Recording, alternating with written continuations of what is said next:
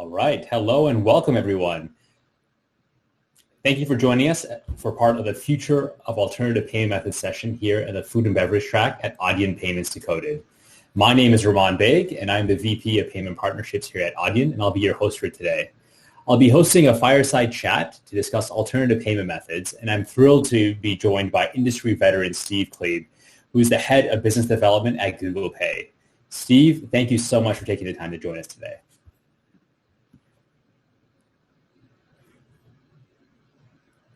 When you have a chance to hop on the camera.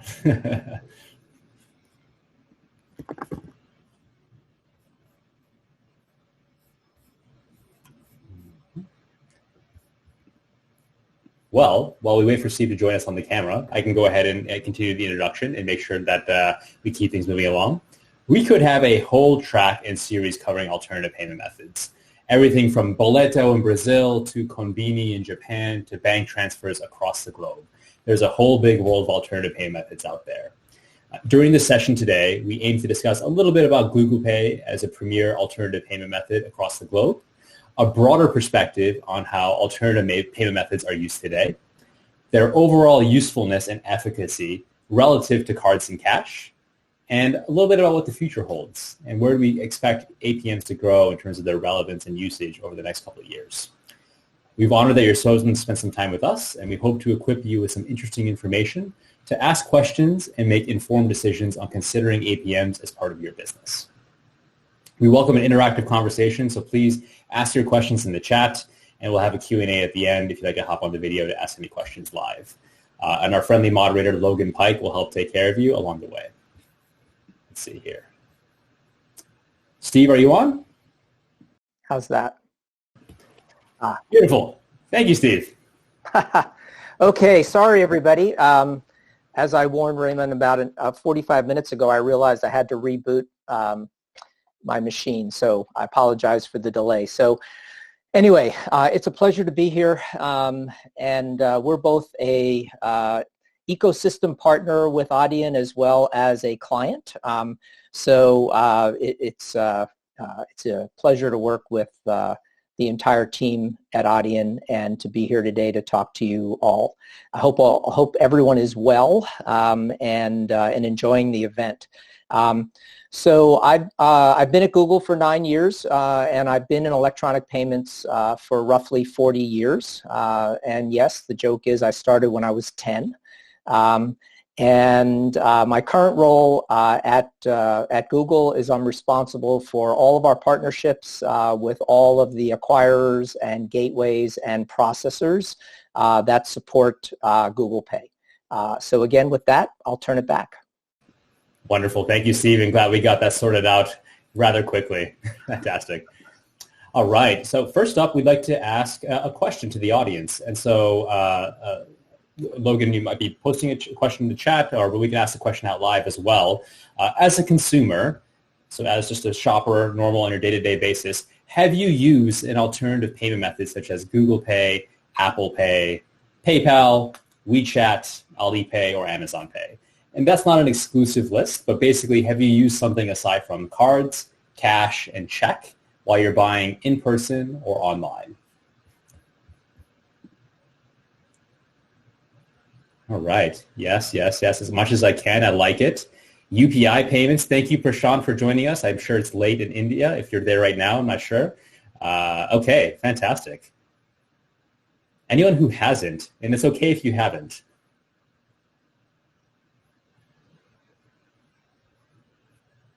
Okay, fantastic. So we have a very tech-savvy audience here, Steve, which is a great place to start. Yep. And so everyone has used an alternative payment method of some kind. You know, if for those that are in North America, I'm sure you're looking at a lot of the Pays, the PayPals, and whatnot of the world, which makes a lot of sense. But not everyone has necessarily used Google Pay. So we'd like to kick off with a quick question for you in terms of just giving us a brief primer on Google Pay. How prevalent is it? What's unique about it? And if I didn't, let's say I'm using an alternative pay method today, what's special about Google Pay that I should know about that sets it apart? Sure. So Google Pay has been in market about 2 years. Previously, we had what we called Android Pay. And so we pivoted from Android Pay to Google Pay about 2 years ago. And that was actually a fairly dramatic shift because we went from simply being tokenized cards that could be used at the physical point of sale for NFC as the only type of credential. And we went back, sort of back to the future by adding in all of the cards on file that Google also has from people who use, let's say, Chrome as their browser, and they happen to have Chrome autofill turned on, or they happen to have an Android phone and they happen to have bought something from the Play Store, so we have their credentials. So we have over 300 million credentials stored within those two Google systems, either the ones that are present on folks' Android phones or the ones that are stored in the cloud. The other thing is that, so we're live at the physical point of sale in roughly 32 countries around the world, and we're live for Google Pay Online in roughly 70 countries around the world. So we're not limited to just those countries where we're active with the tap and pay feature.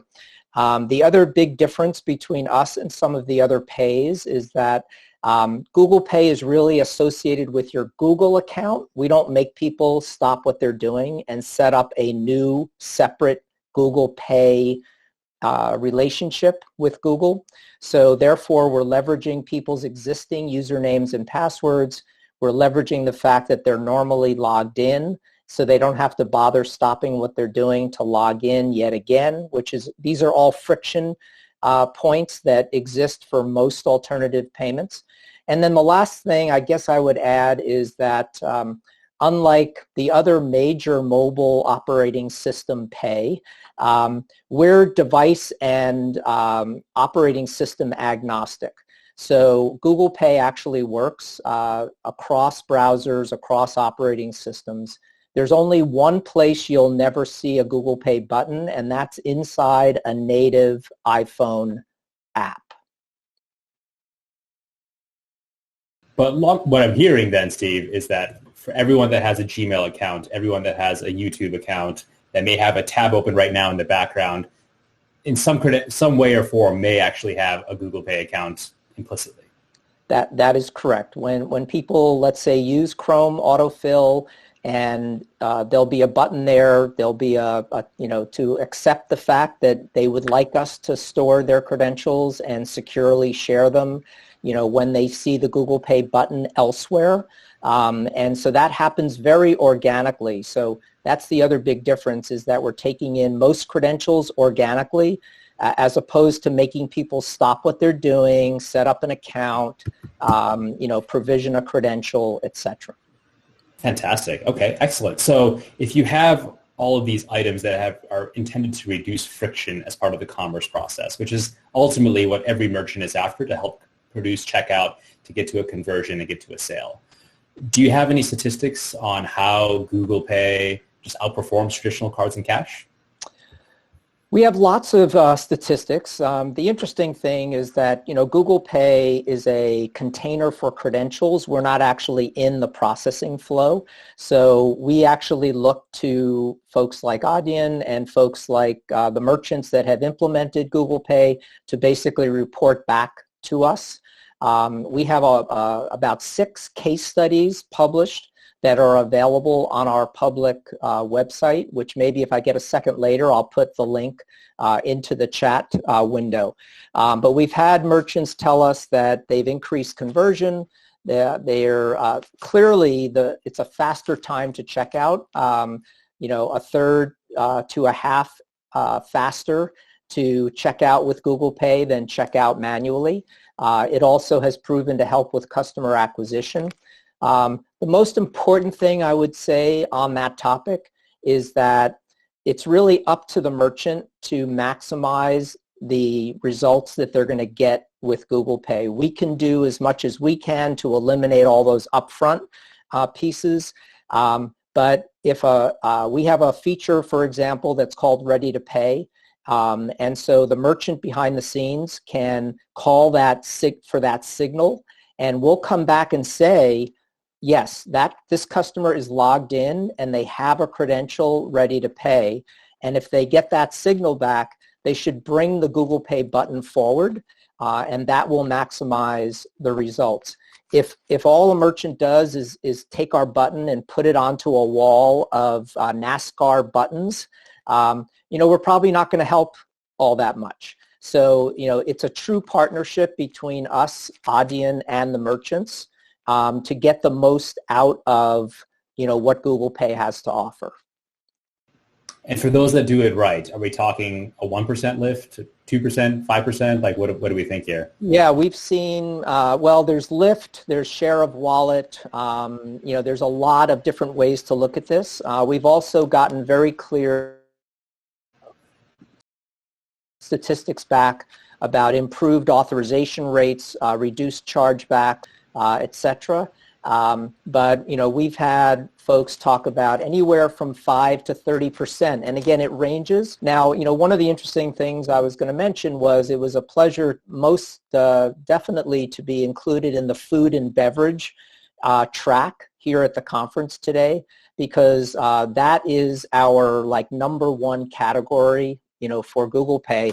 And I actually went and looked, and just within the family here, so to speak, we have Burger King, Eat.ch, Skip the Dishes in Canada, Takeaway.com, iFood, Just Eat, Domino's, Pizza.de, which I'm presuming is pizza in Germany, Wagamama, which I've enjoyed myself when I've been to the UK, and Food Panda are just some of the joint partners that are using Adyen and have implemented Google Pay.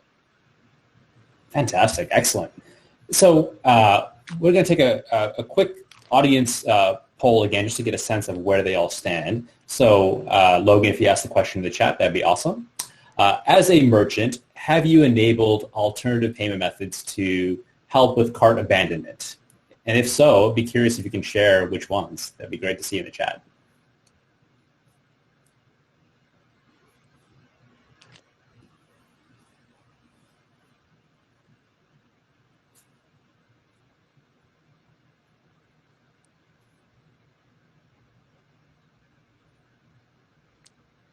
Maybe consider proprietary or secret sauce. Oh, here we go.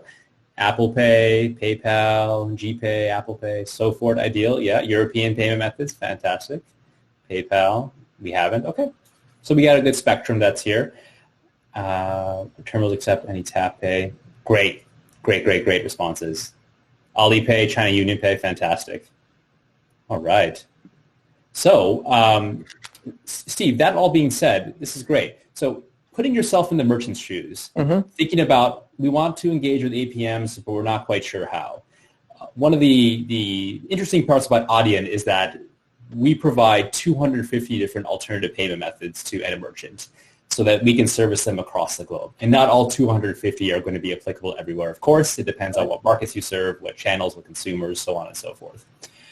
But some consumers or some merchants have said, I'm not going to engage right now, maybe later, I'll evaluate it in the near future. As a merchant, do you lose if you focus on just cards and cash?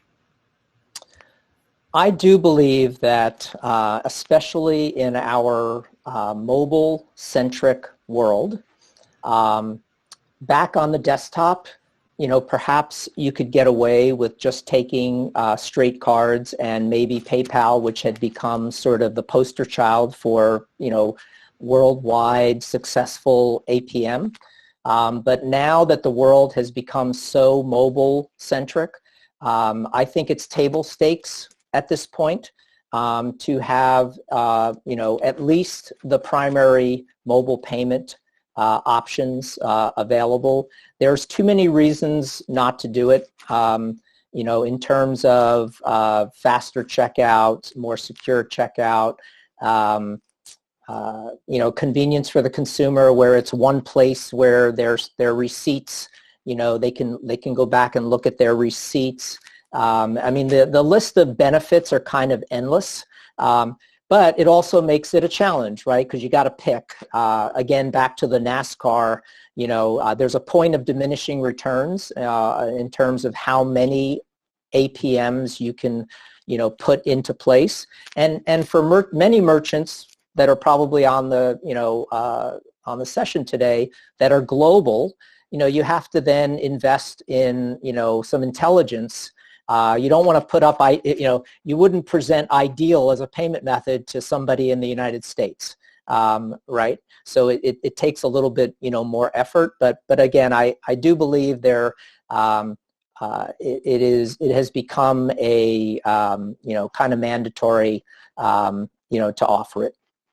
And COVID has just reinforced that. Completely agree. I actually want to hop to a question in the chat from Shiva, where Shiva agreed a lot with doing it right as part of surfacing the Google Pay option as part of the checkout experience, and touching on what you just said as well. Are there some good examples that you can share and recommendations on the Google Pay online shopping experiences? Well, the number one recommendation is to use, truly utilize the ready-to-pay feature within the API.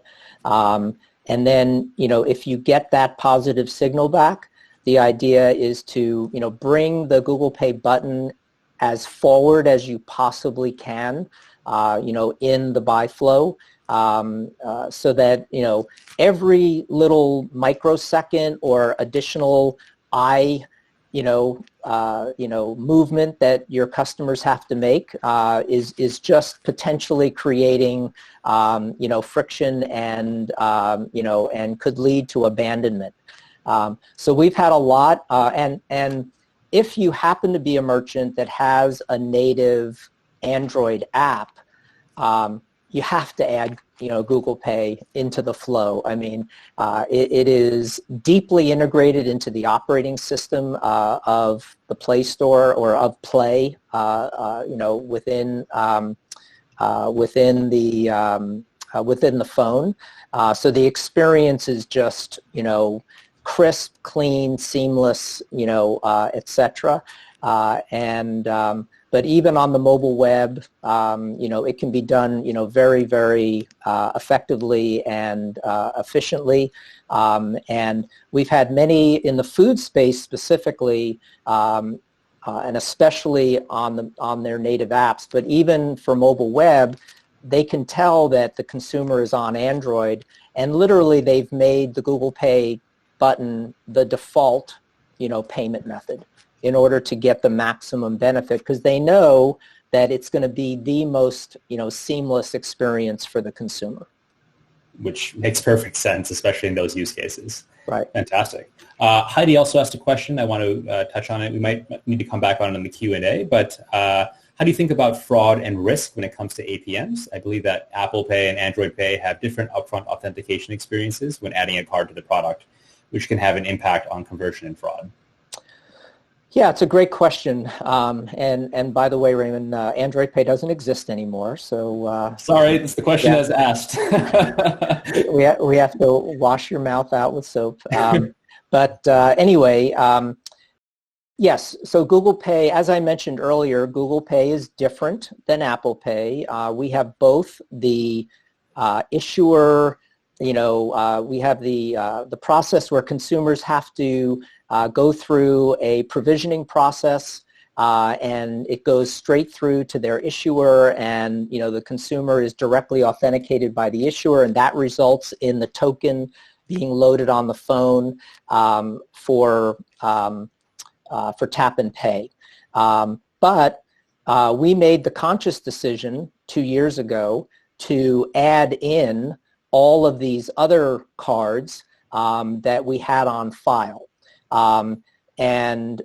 We try to make it very clear that for the cards that are provisioned that are network tokens, you can pretty much take those to the bank from a fraud and risk perspective. For the cards that are card on file, we do the best we can, but we also strongly suggest that you as a merchant, in conjunction with Adyen, run your normal fraud screen routines through the system, and that's absolutely necessary for the cards on file. because it can be those, just like any other transaction, can turn out to be fraudulent. We're also working with the networks right now on something that some people call cloud tokens, others call e-com tokens, and that adds an additional or different approach to validating the card as well, which also helps to facilitate things like recurring payments, because anytime there's a network token involved, things like expiration dates all get taken care of at the network level. And of course, any of you who are in Europe, I know you're all super looking forward to SCA coming into play, and of course we're working closely with Adyen to make sure that the Google Pay transactions will comply with the SCA regulations. Everyone's looking forward to SCA. Oh, I can just tell. I can feel it coming through the screen. Fantastic. Great, Steve. Question for you here. Let's talk a little bit about QR codes. I mean, QR codes have been around for quite a while now, at least a decade, but they didn't really take off in a lot of areas. Obviously, you see a huge presence in APAC. The Alipays, the WeChats leading the way in QR code-driven payment methods out there. But they're starting to pop up more, especially due to COVID, in US, Canada, Europe, things like that. Are they here to stay? Will they continue to grow, or is this a temporary thing as we all are afraid to touch things in our day-to-day lives? I think that they are here to stay. I think they will become more prevalent. At the end of the day, we're agnostic in terms of the conveyance method. Back to the previous question about fraud and risk. Frankly, NFC, with device-bound tokens, is sort of the ultimate, from a fraud and risk, perspective. And so QR codes, not quite so much, but they are super convenient, and in certain use cases, definitely for person-to-person payments. I experienced it myself the other day. We had a vendor over doing some handiwork for us in the backyard, and it came time to pay him. And he said Venmo would be great, and I said great. And I said, well, what's your Venmo handle? And he said, oh, no problem. He just took out his phone, launched the QR code. I opened up my phone, launched the Venmo app, read his QR code, bing bang, and it was done. So I think there's plenty of very valid applications for QR codes. Google, in its Singapore and India apps, currently supports QR codes, and that is likely to be coming soon elsewhere as well. Fantastic. We'll touch on that in a little bit. Great. Let's talk about just a little bit more about Google Pay. So for those that are still thinking about implementing Google Pay, haven't quite pulled the trigger as of yet, I know for a fact, and we actively talk on a regular basis about working really hard to make Google Pay as turnkey as possible at both point of sale and e-commerce when running with Adyen. Would you say that's true? Is it easy to turn on? Does it take a long time? Does it require a bunch of tech resources and investment, with the technology team to make it happen? Or what's your perspective on where it stands today? Sure. So for the physical point of sale, there's absolutely nothing to do. We follow all the industry standards. We get the tokens from the same places that Apple Pay and Samsung Pay gets the tokens from. So it works universally at the point of sale. Any place where you see that, Visa, MasterCard, contactless symbol, Google Pay will work. In the online world, there actually is a bit of work to be done, but we have worked together with Adyen to make it super simple. The API at its baseline is literally 10 lines of code. We have tens of thousands of merchants who have implemented Google Pay individually, and then we also have hundreds of thousands of merchants, probably approaching 1 million now, through platform partners. So like if a merchant happens to be on Magento, for example, we have a plugin. If they're using certain other platforms like BigCommerce, we're off the shelf on BigCommerce. If they're developing it themselves, it's a very simple, the APIs are all public, and because you're using Audion, we've taken away most of the complexity as well, and we handle all the secure handling of the data is between us and Audion, so the merchant doesn't have to get involved in handling the actual card numbers, even the cards on file, at all directly in their systems. Fantastic. I mean, so ultimately, about as turnkey as we can make it. Yeah, one thing I'll point out, one last thing, oftentimes have to sort of deal with people's expectations, everybody in the industry says like it's going to take, it's only going to take you an hour. Well, that's silly, right? It's anybody who's an enterprise is not going to take, it's not going to take an hour because you want to test it and everything else. But literally, we repeatedly get feedback back that the entire project can be done in a week, from end to end. That includes testing, and all the other steps that are involved.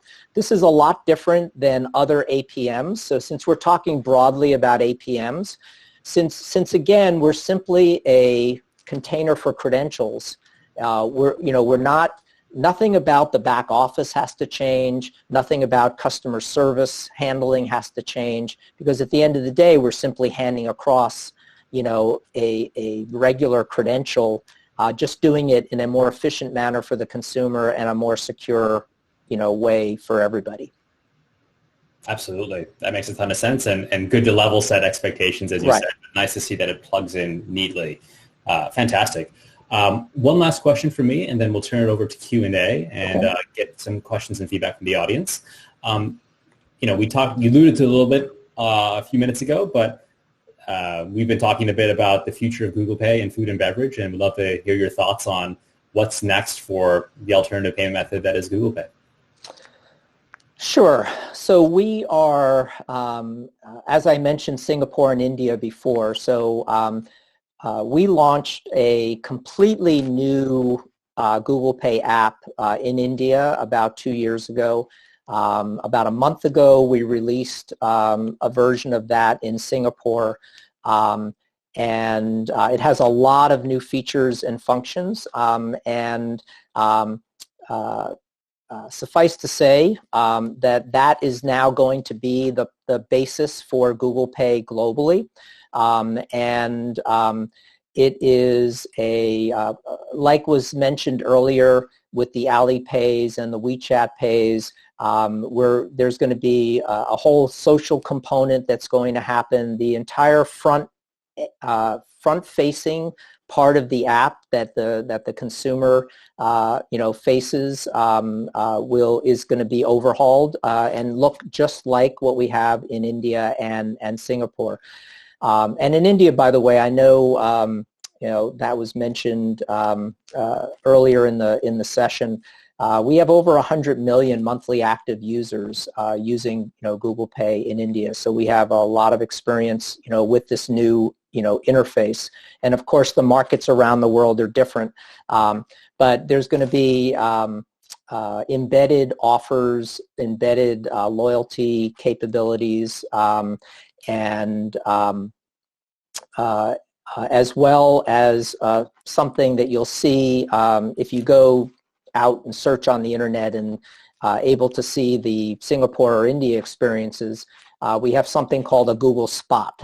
So every time somebody shops, with their Google Pay, a little reminder of that transaction with that merchant will now appear, within the Google Pay, interface. The consumer can then click on that later to see the receipt from that transaction. They can also click on that little spot later to come back and begin another shopping journey with that merchant. So it's going to be a very, very, pretty significant change that we're very excited about. Fantastic. And like you said, it's technically available in public if you just know what to search for Right. in other parts of the globe, but excited to see it come to Right. market here in the Western Hemisphere. Fantastic. Great. Steve, thank you very much for that. My pleasure. We have about 10 minutes or so remaining, or 9 minutes at this point. I'd love to open it up for Q&A. So we have two options. So we have the chat, which is, I'm always confused on a camera. I think it's over here, as you're all asking and answering questions. And then secondly, you're able to click that green button and request to come on screen, and our moderator, Logan Pike, will help take care of you there. But before we get started, we have Tori, who asked a question on how do you think rates and fees will be affected by the increase in accepted payment methods and alternative payment methods? And I'm assuming, so pushing more customers to pay with card versus cash. Well, yeah, that's a challenging question because we're not directly involved in setting the fee structure. Google Pay is free, so we don't add any burden. And unlike the other major wallet, we're not taking any basis points behind the scenes, either. I do think that the emergence of open banking standards around the globe will definitely have an impact on rates and fees. I think it will keep the pressure on the card networks. And we all know that that's a endlessly controversial topic, and in various parts of the world, like Europe, Australia, government intervention, has stepped in to set fees and things.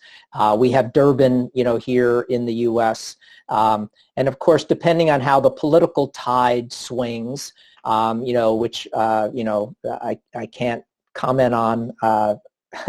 But nonetheless, it is. I do think that the emergence of alternative payment methods will absolutely, have an impact on, the overall fee structure across the board for all kinds of payment methods. I've been predicting for a long time that if I look at, I use California as an example.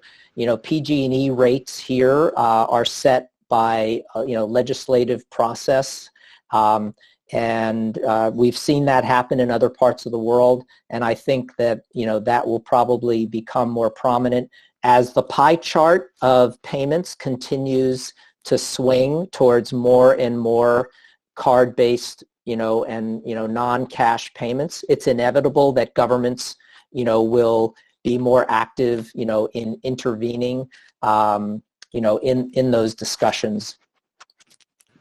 Absolutely. Competition is a good thing, Yeah. said in a nutshell. Yeah. Absolutely. Yeah. Fantastic. Gilbert asked a question, what other alternative payments are available in APAC and EMEA? And I might hop in here and say, like, the list goes on, on and on and on, where in EMEA in particular, we would block it like Western Europe versus Eastern Europe as two different kind of methodologies and styles. And then in Asia, it's literally subsegment by subsegment. It's very, very different. But for example, like some predominant ones in Europe might be Ideal or SoFort. That's as very popular payment methods that are there. In Asia, we're talking the Alipays, the WeChats, a variety of wallets that are also owned by the mega corporations that are out there that serve individual regions in Vietnam or Singapore or Hong Kong or whatever else it may be. And so the list goes on on that one. And we could talk a long time about that one. Please feel free to reach out to me. We're happy to chat about it in detail. Okay. We have a question here from Shiranjivi. Sorry if I butchered your name. I'm so sorry. Have you seen any major challenges with chargebacks? Well, I guess what I can comment on is that, like I said earlier, we generally would say that a merchant implementing Google Pay has a positive outcome relative to chargebacks. What we did see happen early on when we made the pivot from Android Pay to Google Pay and we opened it up to all of these additional card-on-file credentials. Some merchants had basically gone into the default mode that if they saw a transaction come from a mobile wallet, they assumed that it was a network-issued device-bound token, and they therefore didn't need to do the normal fraud screening that they should have been doing.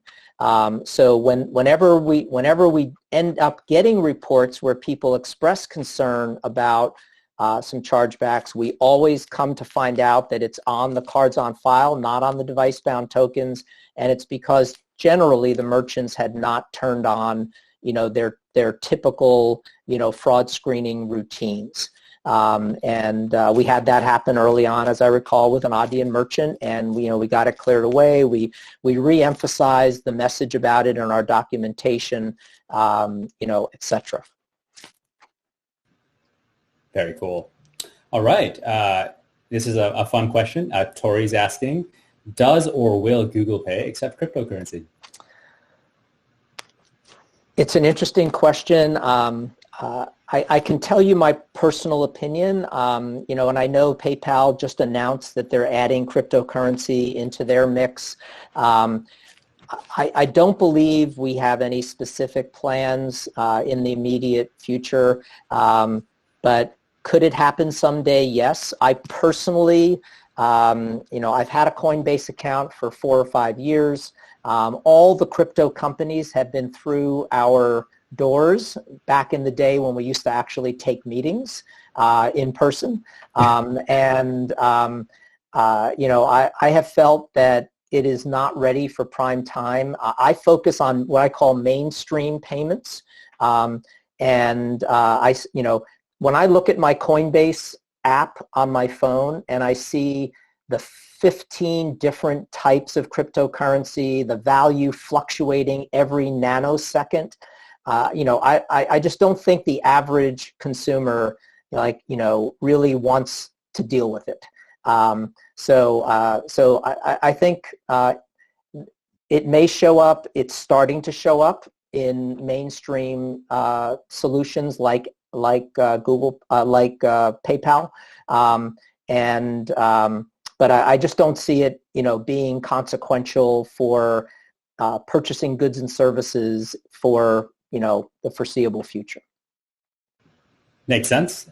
Logan, do we have time for one more question? Sure. Okay, fantastic. Kelvin, what impact do you think central banks issued digital fiat currencies, so the digital dollar and whatnot, will have on the overall landscape of payments and APMs? I really like that question, by the way, Kelvin. These are getting into fun, cutting edge topics of payments. Fun for who? Makes our lives interesting. Yeah. So I obviously everyone's familiar with all the controversy around, the Facebook Libra, announcement and the like.